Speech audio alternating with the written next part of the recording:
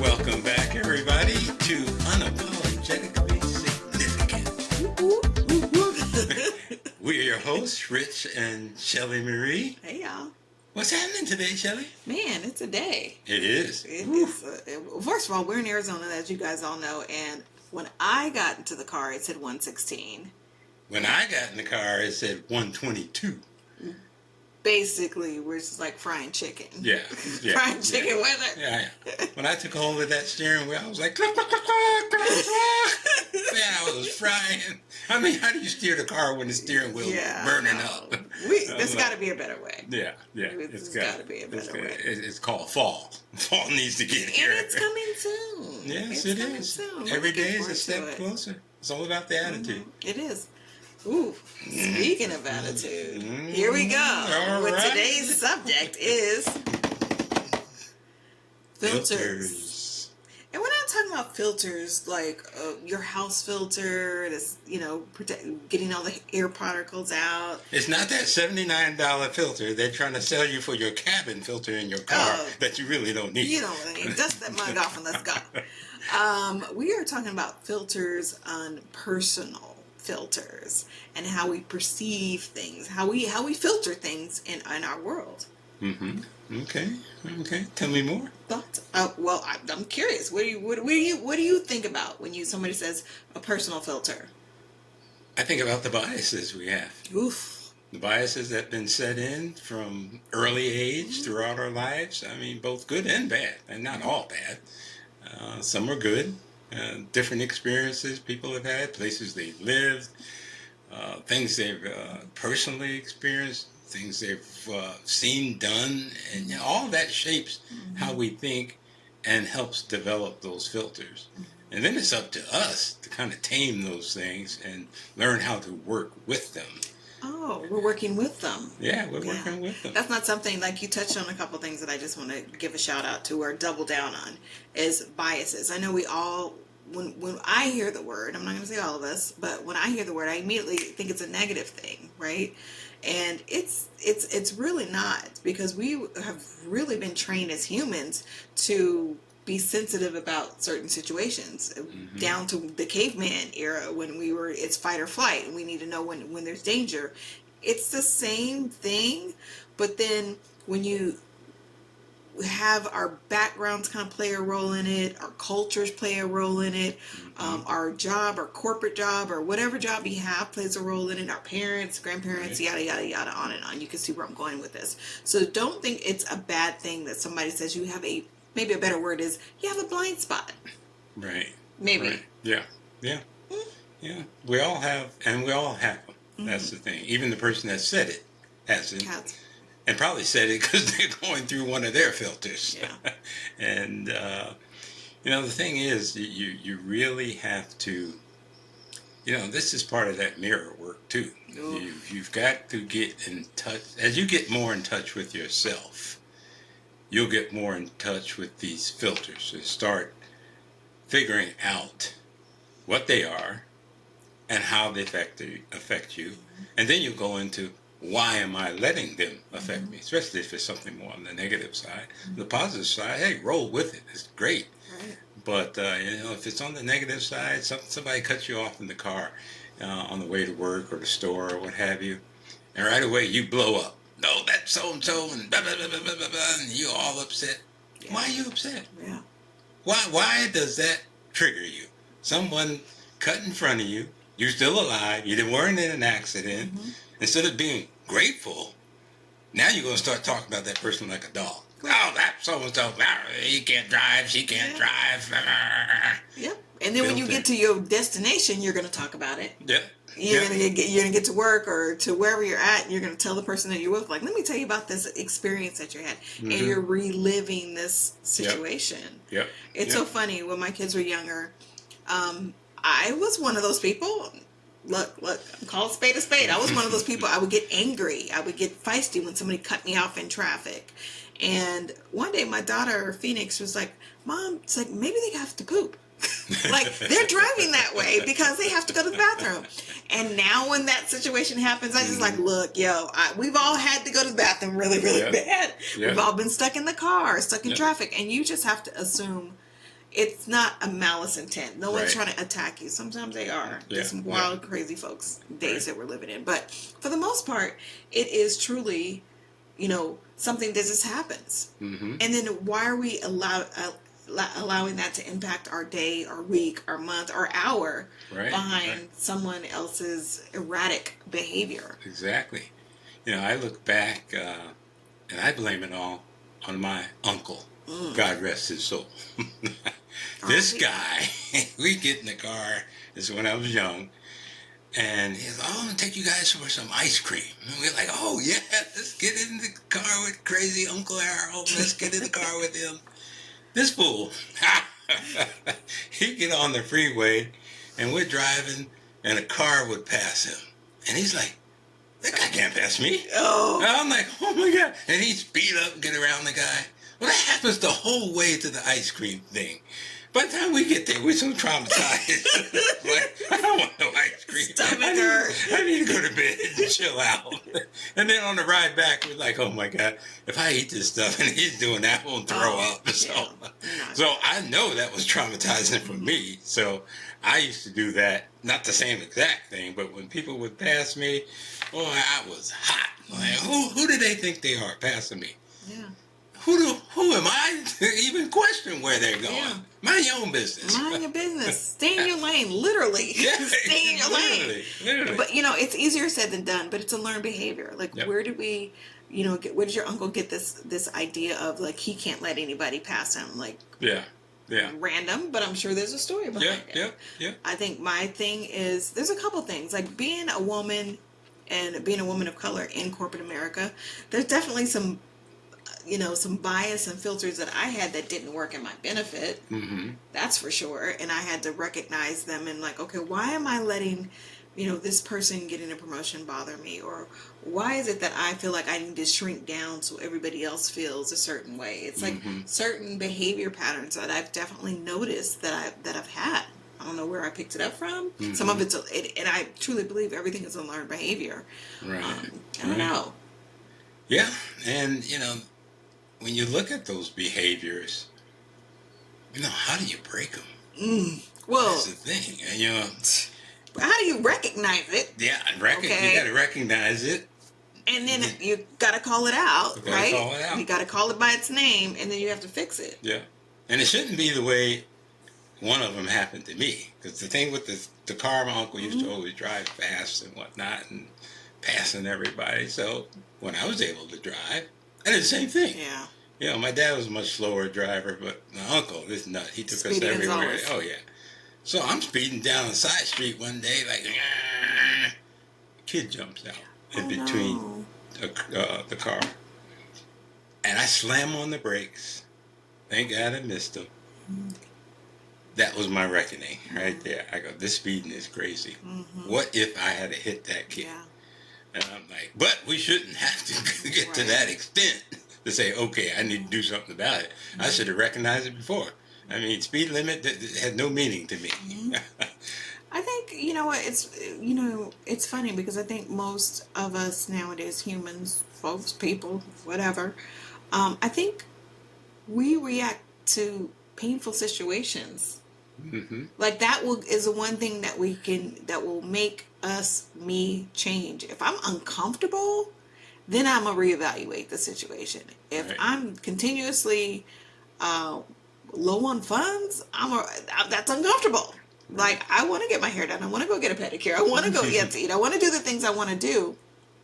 So it's me being uncomfortable, or you getting the Jesus scared out of you because you almost hit somebody's child, and how and why you slow down. But I think it is a thing of where we have to feel some type of pain to change, but it shouldn't be that way. It shouldn't be that way. Shouldn't I be could have gotten 52 speeding tickets, and it wouldn't have. It wouldn't have affected you. No, not at all. I'd be griping about paying them and why this and that. It's all their fault. Why don't they put the speed limit higher and this and that? Yeah, they're trying to get their quota. Yeah. I'm taking no accountability at all. No, Right. It's all them. It's not me. And you're so right. Why does it have to be? Why does it have to get to the point where it's painful? It's so uncomfortable when you know you're doing the wrong thing. I knew I was speeding. Right. I mean, I was getting through them blocks so fast, and I had a Dodge Charger, so I go out and buy a car that's nothing but speed, and I'm just, it's nuts. And so my intent was to go fast, but there were no checks and balances until that kid stepped out. Why is that? I don't know. I know, but we need to really drill down to that and figure out, like, we recognize there's something that we're doing not the best of our ability, or something that just doesn't make sense anymore, or something that doesn't serve us anymore. At what point do we set aside culture, background, muscle memory, pattern, and say, you know what, I'm going to do something different. Yeah. I'm going to just try to be better. And maybe it's not better, it's not the good word that I'm looking for. Maybe it's just try something different to get a different result. Like the angst that we put on ourselves when we're going through these, the limiting thinking, the vehicular karma in your situation, like that comes associated with that. We need to start being a little bit more accountable to that. We need to recognize that. And then, but again, back to the question number one, is like, how the hell do you recognize it? Right. How do you recognize when your filter or your blinders or you have this unconscious bias about this thing, right? Could it be tuning in to yourself and recognizing the shifts in whether it's emotions or how you feel? The thing that pops to mind is, I'm in corporate America, so we got 6 gazillion meetings. Oh. And, you go into a meeting and the anxiety starts going on. You're like, oh my God. I already said, ugh, and I'm not even there. I'm not even in corporate America anymore. And I'm like, ugh. How long is it going to be? We're going to circle the wagons 15 times, say the same thing. That could have been said in 10 minutes, but it's an hour and a half. And we work ourselves up into this lather. For what? Yeah. And then you get in there, and, it's not always the greatest of things. Let me give you a better example. You got to give a presentation. Okay. Now, the anxiety is at its highest, and you're thinking, whoa, people, what are they going to think if I mess up, and what this and that? You think about all this other stuff. You get in there, you give the presentation, goes smoothly, and then afterwards you're saying, why did it all worked out? Yeah. Yeah. So, but you got to recognize that first. And all the feelings and anxieties and all that stuff, the energy shifts, all that starts to happen, and we ignore it. It's like, no, this is the real thing. Forget all that woo-woo stuff. No, what that woo-woo stuff is what you should be keying in on. So the emotion that we're starting to feel, the physical. Yeah. I mean, people start sweating, their hands get clammy. Well, why are your hands getting clammy? Yeah. Think about that. That's not a natural reaction. That shouldn't be happening. But you've got something going on. It's running through some filters that's causing you to sweat, get nervous, shake. And people do all kinds of things, stutter, all this stuff. So recognizing it when those things start to happen, and then being able to calm yourself down. Which is when that calm is, and I think we talked about this on episode 2, is breathing. It's so simple, but it is life, and it's connected to every system in our body. And doing that box breathing, inhale, hold it for 5 seconds, hold it for 3, release. I might have said that wrong. Everybody has a different number, but it's the same practice. When you're starting to feel that angst, the sweaty hands, the palms, the nervousness, those are your cues. That is the your body's thermometer telling you there's something going on. Your check engine light is on, right? And we have to do something about it. But I think part of it is believing that you could change something with breathing. I mean, nowadays everybody's into this. Oh, you got to meditate. You got to do yoga. You got to be mindful. All the these are all the buzzwords of the 2000s, right? Steph Curry's doing this. So and so's doing this. They give out all these celebrities, so it kind of validates it. When we've been saying this shit the whole time. Listen, no, I'm kidding. I digress. But literally, it is we can control it. We can. We really, really can. You can control it. Take a step back. When you start to feel that emotion, that your body reacting to it, take a deep breath. Just take a deep breath. Right. But then the bigger picture is like, why the hell am I doing this? Yeah. Why do I feel this way? Where down the line did I pick this habit up? This behavior? And that's where you've got to love yourself enough to want to know. Or do you want to stay in the same old boat all the time? You know, you walk into a grocery store and you see someone over by the produce, and right away you start having these thoughts, and well, you know, they're right there. They're going to pick the best ones, and why are you doing that? Why are you doing that? And you got to go inside and say, why does that bother me? Use the 5 whys if you have to. 5 whys. Break it down. 5 whys. So you go in there, someone's over picking out some carrots, and you want some carrots, and all of a sudden you're all upset. Ask yourself, why am I upset about them picking out carrots? Well, because I want them, and I need to get some right now, and I got a lot of shopping to do. Okay, why does that bother you? Because I only got so much time, and, you know, blah, blah, blah, blah, blah, so I need to get it done now. Why does that bother you? Well, you know, it bothers me, and you keep going. Yeah. By the time you get to 5, you're going to realize how ridiculous it is. Not only is it ridiculous, but you're going to figure out it's because you were running late. Yeah. Because you hit the snooze 15 times. Because this, and it's something that we did, and it's really not a big deal. We can get over it. But it always boils down to that person is over there fondling the carrots, ain't got nothing to do with you. That's right. No. It has to do with what those 5 whys drills down to. Yeah. And you can't believe that you know why they're doing it. Oh, well, they're taking so long, and they're this and that. What if they got a sick parent or something at home, and they need to make something that includes carrots in it, and they're all distraught, and, you know, it's taking them a little longer. You got shopping to do. Why don't you take your ass to another part of the store and shop, and then come back to Go that? look at the apples. Yeah. But no, you're so hell-bent on, well, I got to go this way. I always go down here and then turn left. Change. Do something different. Yeah. Do something different. Oh, my God. That's the universe trying to break that madness up. Yep. Doing something different. It's again, that's a learned behavior. Yep. And connecting new synapses, brain synapses, has to do with like changing it up. Like you're doing the same thing over and it's like I hear people say, I'm eating really healthy. I'm eating the same meal over and over again. Boo. Strike one. Like, no, you need to change things up, not only in your day-to-day routine, but in your eating habits, in the way the books you read. Like, you cannot just listen to classical music, y'all. You just can't listen to rap music. You just can't eat kale every day and think that's going to change, because we are dynamic individuals. We have to have the diversity in thought, diversity in food, diversity in just about every aspect of life. Right. And you talk about, say, brain health. And, you know, people get concerned about that as they start to get older. And, I got to keep my brain active, this and that. There's study after study after study after study that says if you go into your favorite grocery store, if you just take a different route, it helps the brain. And what does that tell you? How simple is that? Instead of going the same route every time, go a different route. Now you got some new pathways that are being created. So when it comes to these habits and these filters, you really have to go inside and say, I can do something different. Why don't I look at that differently?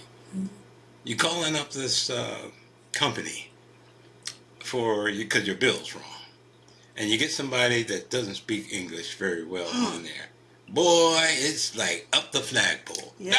Why are these people on the phone? I can't understand them. They're terrible. They're this and that. And then they help you, and you get your problem solved. But you went through this whole exercise of how bad they are. You don't even know them. Yep. Fact. So, it's being human. But you can get over it. Yeah. And I think a big thing is you got to be curious. Curious helps so many things. Because if you just zip past being curious and think you know it all, you miss an opportunity. Every time. You miss an opportunity for growth, Yep. mainly. Yep. Yep.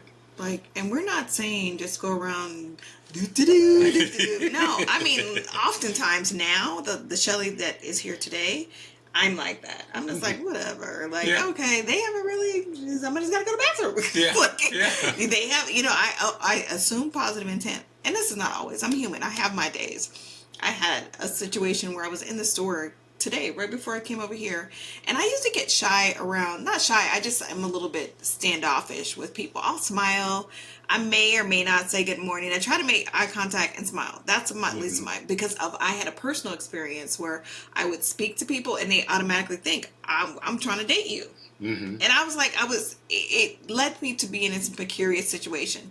So now, as in, a seasoned adult, we'll call it, I still am like that. But when I went to the store, this gentleman walked up to me. I'm on the phone, and the gentleman walks up to me. He's like, "Hey," he's like, "Oh my God, I just want to tell you, you're so beautiful." And I'm like, "Okay, thank you." Immediately, it took me back to when I was 19 and this situation happened. I was like, "Okay," it just felt really awkward, and then I went on, and I'm like, "This fool about to say something else." I could feel it. I could feel it. And you know what? He did, and I had a bit of a stank attitude, and it was because I dropped something. Oh, wow. And he handed it to me, and I felt like a donkey. And he handed it to me. He's like, "Okay, you have a blessed day." And he went on about his business. But I felt the angst. Yeah. I felt the judgment. I felt like, oh, here we go. This dude's gonna ask me for my number, and da da da da da da da da. And that wasn't the case. I dropped something. Yeah. Y'all, you know how stupid I felt? And now we're having this conversation right now. We're talking about filters. Like, it's applicable all the time. So the moral of the story is, I say all this to say is, we have to catch them and recognize. And then we have to be okay with calling ourselves out. Like, yo, that was a little judgy. Right. What are you going to, why did that happen? And then the 5 whys. Mm-hmm. Yep. Yeah, because, we're human. We're going to do those things. But do we learn from what we've done? Mm. That's the thing. You got to learn everything. There's a lesson involved in everything. Are you learning the lessons? Otherwise, it's going to happen over. I was just about to say, will the lesson repeat? Yep. Do you believe in that? That 100%. It's going to come back around, because all of us have had situations where something happens. And it's like, that's kind of familiar, and it's just a passing thought. It's familiar because it has happened before. You're supposed to take in the Y in the road. You're supposed to take the right. You keep going to the left, and the left ain't working out for you. Yeah, well, you keep hitting that pothole and jacking up your car. That's right. But you keep turning left. Keep turning left. Now I done been to the shop 5 times to get an alignment done. And this cheap raggedy car, what's wrong with it? The city's not repairing the roads. No, your butt was supposed to go right, and you're not doing it. So I thoroughly believe that it will come back around until you get that lesson. So let us just go back, because I want to help the people out, including myself, on the filters and identifying them and calling them out. Mm-hmm. So some of these are going to be, we kind of touched on all of them. We talked about gender, we talked about past, we talked about language. There's filters in every segment. But when we recognize that we're doing them, what do? Like, how do we reverse engineer the thing? Mm-hmm. How do we reverse engineer? I stumped him. Y'all hear that? Darn. Yeah. No, I think... it's the recognition. Is it being curious? It's being curious. You've got to get in tune with what that feeling is. And then what triggered that feeling. Because there's a trigger. Mm-hmm. And you've got to understand what that is before you can start to remedy it, because otherwise it's still there. You wonder why the car is not running right, and you decide, well, I'm just going to change the battery. Well, you don't know that it's the battery. Or turn the music up really loud. So I don't hear it. Put the blinders on. No, I don't hear anything. But I think that's what it is. It's being curious. I think back, and we've talked about this a little bit. There was a company that I went into. I was a sales rep. Mm-hmm. I go into this company. It's my largest account that I was going after. A huge account.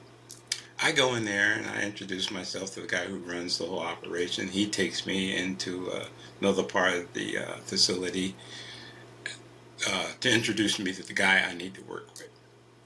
So I go in there and I see him. And so, I extend my hand out. Hi, I'm Rich Humphreys, blah, blah, blah, blah, blah, blah. He looks at me and goes, I don't shake your kind's hand. Oh, no. I'm like, oh, this is interesting. Yeah. This is how we start. You don't shake my kind. What my kind am I? Yeah. And so I continued to talk to him. And this is a guy I got to work with. Yeah. So what am I going to do? Go back and say, oh, I don't work with this guy. He don't work with my kind. My boss going to say, get over it and get your butt back in there. So, I continued to talk to him. I went in there. I had to go in there weekly. And he started, going down this road. Oh, you guys have leather skin. And I'm like, oh, okay, so we going down that route. Okay. You white, I'm black. Okay, let's see. But the interesting thing about me and people is I'm always curious. I'm trying to figure out what is going on with you so that we can meet in the middle somewhere. So, I mean, he did the whole thing, all the stereotypes. Why don't you bring chicken in? You guys like to eat chicken and blah, blah, blah, watermelon. And blah. He's going down all the stereotypes. So then he tells me, well, I'm a third generation Ku Klux Klansman. When he said that, and even before he said that, I mean, I had all kinds of choices. Right. I could just leave, not deal with him. I mean, obviously he's being a jerk. Who he is. Being who he is. And, but I kept going back in there and we kept talking a little bit. First time we talked for 30 seconds. Finally got up to about 10 minutes we talked. And it just kept growing and growing. And because I was curious and wanted to understand why this guy who doesn't know me hates my guts already. Despite being in the Klan, I've never been in the Klan. I don't know how they think. I have an idea. Come on, you don't say. I can put a sheet on and no, we won't go there. But what eventually happened is I asked him, why? Why do I irritate you so much? And he told me, and it was shocking.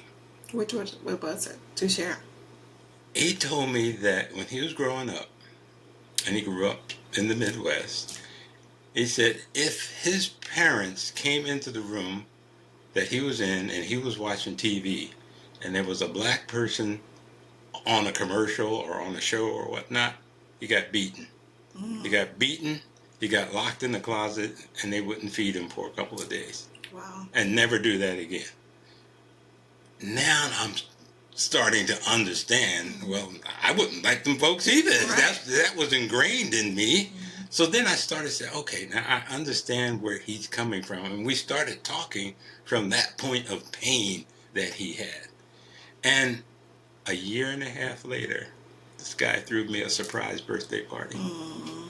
Aww. So, but I had, all my filters were activated. I'm like, oh, this guy, Then I said, whoa. Do you really understand why he's saying that? There's a reason why he's saying it. Right. Instead of just flying by that, I'm like, no. So that taught me one of the biggest lessons in life is, don't think you know it all. Don't be prejudging people. Don't do all that. Even if they say the things that he said to me, there's a reason he said it. Now, if you don't want to deal with it, that's fine. Just walk away and leave it. But don't let them steal your energy and all of a sudden you're thinking, why this and why that? And you're thinking about it before you go to bed. Oh, that so-and-so said that about me, the nerve. And no, don't do all that. Get curious. Yeah. And I love that. Like, that is so deep. And that scenario is not for everybody. I don't know how if I would have handled it that way. But it just is very inspiring to think of how we could handle it and really try to either listen to understand. That's it. We're listening to understand versus listening to have a rebuttal and leaving it there. We're not going to take it home. We're not going to process it in the middle of the night. We're just going to leave it there. But at some point, we have to listen to understand. And this is truly for ourselves as well. When we feel these emotions and things coming up, we need to listen and be curious enough about ourselves to understand, why do we feel this way? Right. and not be okay with, well, because my daddy did it. Well, okay. My dad's pretty fabulous. He's done a lot of things, but some shit, I'm like, nah, dog, we ain't doing that. We're not doing that. So Right. it's like really understanding the why behind it. Hence the 5 whys. We'll drop it in the chat too, so everybody remembers those. But just constantly being in a place where you're open to receive and understand why you particularly are doing something, or giving someone else grace to be stupid or racist or Right. whatever. Like, you know, Right. we live in a different climate now where people are a little bit, I guess, going back to the good old days where you get a little trigger finger, You know, get your trigger finger. But you know, it's just a process. The 5 whys are very important, and I think almost equally important is the pause. Someone says something to us, someone cuts us off, whatever. Immediately we have a reaction. Learn to pause. If you can pause just 3 or 4 seconds before you let these thoughts just run crazy, you'll be absolutely amazed how you'll start to think differently. Because you're in a reactionary mode. And I like the example someone told me one time of, they go home, they open the refrigerator, lights out, the thing is shut down. So the compressor's not working. Oh no. Immediately, what do people do? Oh, the food's going to spoil. Right. I can't afford a brand new refrigerator right now. And blah, blah, blah, blah, blah. And they're freaking out. And then I got to get ice. I got to put it in the chest. I got to keep it. And they're doing all this stuff. If you would just pause a few seconds, the answer will come to you. And in this particular case, the guy thought of, I've got a guy at work who knows a guy who owns an appliance shop. Call the guy up. Guy goes, hey, I got one that has a ding in the back of it. You can have it for $75. Yeah. Brand new. Because he paused. Yeah. The pause is everything. Yeah. Don't run. Which credit card got the room on it? Oh, I got to buy this. I got to do that. Stop. Pause. Yeah. And let the universe go to work for you. Well, I'm gonna need a universe to go ahead and work on this Atlas that I have, because it's tripping again.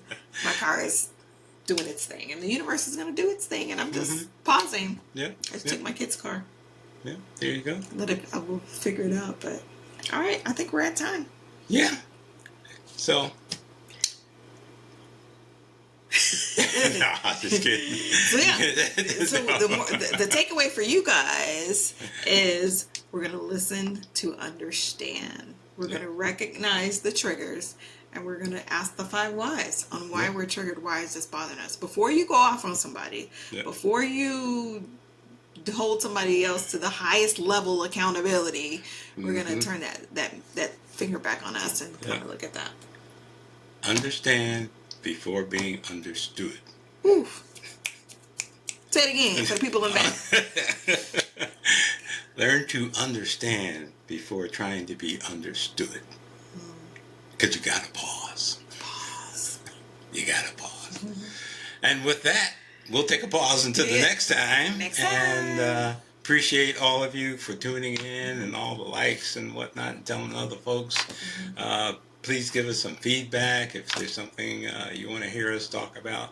We got lots of stories. We have lots of stories, lots of time, and we just want to definitely grow this community where we have a place, you know, to tell our truths. And there's going to be one thing. If you walk away with one nugget, that's our goal. That's it. Sometimes it's me. I'm walking away with a nugget. Oh, yeah. You know what I mean? And this conversation is really for me and you, and everybody else. Y'all just here for entertainment. But yeah, so pause. So, again, we appreciate you. Like us, follow us. Until we see you the next time. Yep. Peace. Bye.